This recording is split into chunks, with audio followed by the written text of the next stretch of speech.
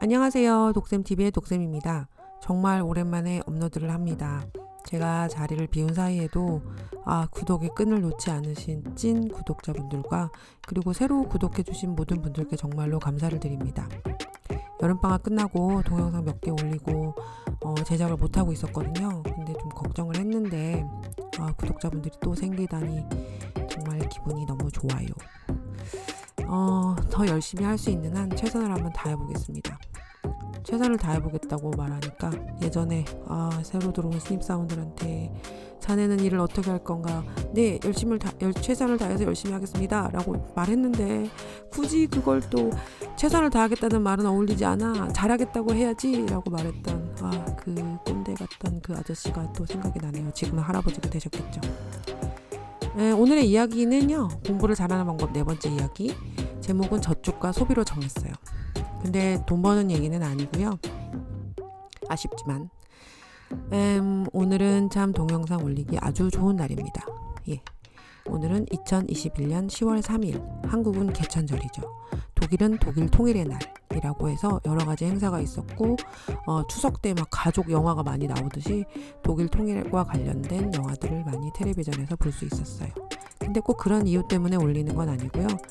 오늘부터 내년 1월 1일까지 딱 100일이 남았다고 하네요. 올해도 벌써 이렇게 갔어? 올해가 가기 전에 내가 뭐라도 좀 해야 되겠는데 라고 생각하신 분들에게는 절호의 찬스가 아닐까. 딱 뭔가 해야겠다고 맘먹기 딱 좋은 그런 날이 아닐까. 저는 그렇게 생각합니다. 독쌤 저 아직 공부 시작도 안 했는데 어떡하죠? 걱정하지 마세요. 이 동영상을 보고 있다는 것만으로도요, 여러분 정말 공부의 의지가 활활 타오르고 있다는 증거입니다. 저는 공부는 적금이라고 생각하거든요. 다른 투자 종목들에 비해서 참 고구마 같은 답답해 보이는 투자 방법일 수도 있겠다라고 말하는 분들이 계시겠지만 저는 그렇게 생각하지 않아요. 적금은 또 상품이 어마무시하게 다양하죠.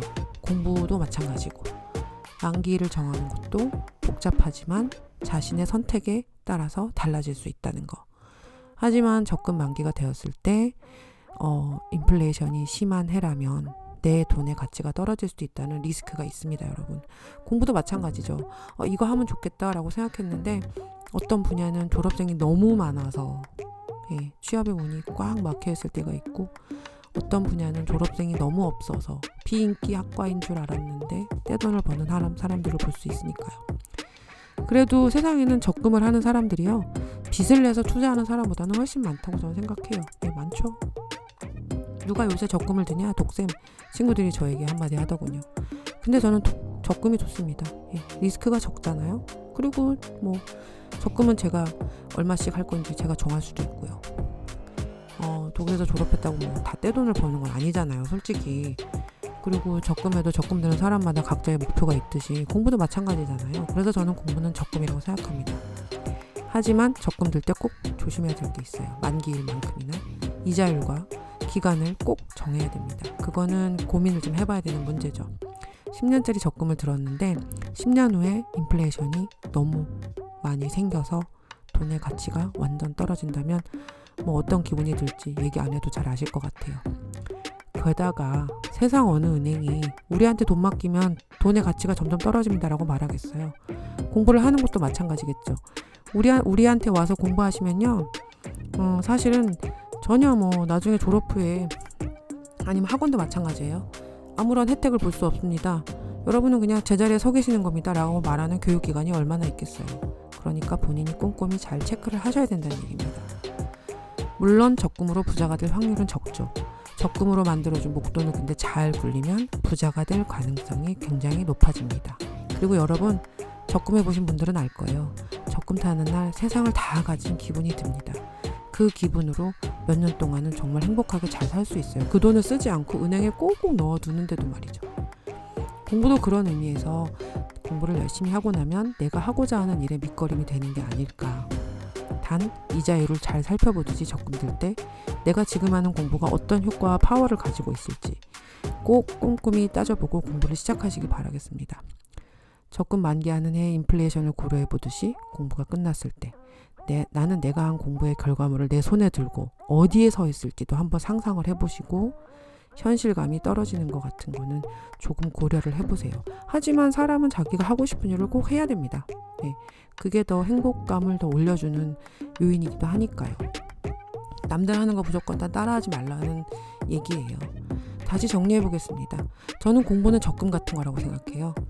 이자율이 높은 쪽을 잘 선택해 보세요. 공부하실 때도. 하지만 꾸준함과 성실함이 없으면 차라리 적금을 들지 않는 것이 낫습니다. 왜냐고요? 중간에 포기하거나 중간에 해지하면 위약금 장난 아니기 때문입니다. 본전도 당연히 못 건지고요. 그리고 그렇게 잘 모은 공부의 힘을 좋은데 성실하게 건강하게 선한 영향력을 줄 수 있는 것에 똑바로 쓰시길 바라겠습니다. 연말까지 100일 남았다는 말에 저는 뭘 해볼 수 있을까 고민을 좀 해봤어요. 그동안 생각만 했던 독쌤만의 독쌤 교재 만들기에 들어가 보려고 합니다. 뭐 이것저것 끄적여 놓은 건 있는데요. 저는 또 마감일이 주어져야 또 그 일을 미친 듯이 하는 전형적인 그 노예 스타일이어가지고 이번에 한번 해보려고 합니다. 공부는 그 끝이 뻔히 보이는 만기 적금이라고 할 수도 있겠죠. 하지만 그 만기 적금이 목돈이 되어서 평생 해보고 싶던 일들을 할 수 있는 기회를 줄 수도 있다는 것을 명심하세요.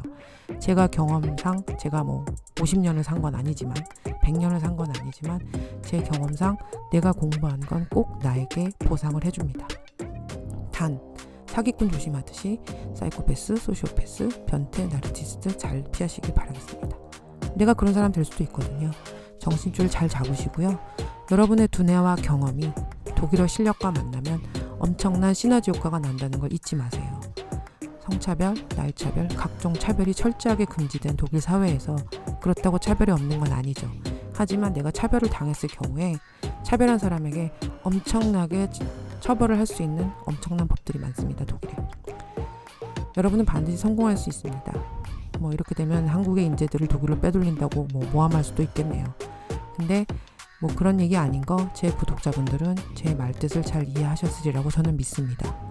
자국의 문화, 타국의 문화, 그리고 국제적 사회를 논할 때 사람들은 대부분 시선을 한쪽에 자꾸 고정하려고 하거든요. 참 안타깝지만 내 문화를 잘 지킬 것인가?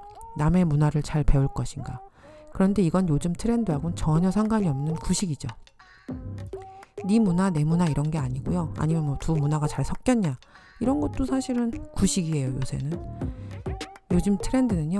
상대의 문화를 상황에 맞게 잘 이해해 주는 것 그뿐입니다. 이건 독일 스타일이야. 이건 한국 스타일이야. 잘난 척하는 거 구식입니다. 아, 저 사람은 자신만의 스타일이 있구나. 저게 저 사람의 문화일 수도 있구나. 이렇게 하고 더 이상 토한다는 게 사실 요즘 대세입니다. 여러분 그럼 화이팅 하시고요. 여러분의 공부 적금 꼭 만기까지 성공하시길 바라겠습니다. 감사합니다.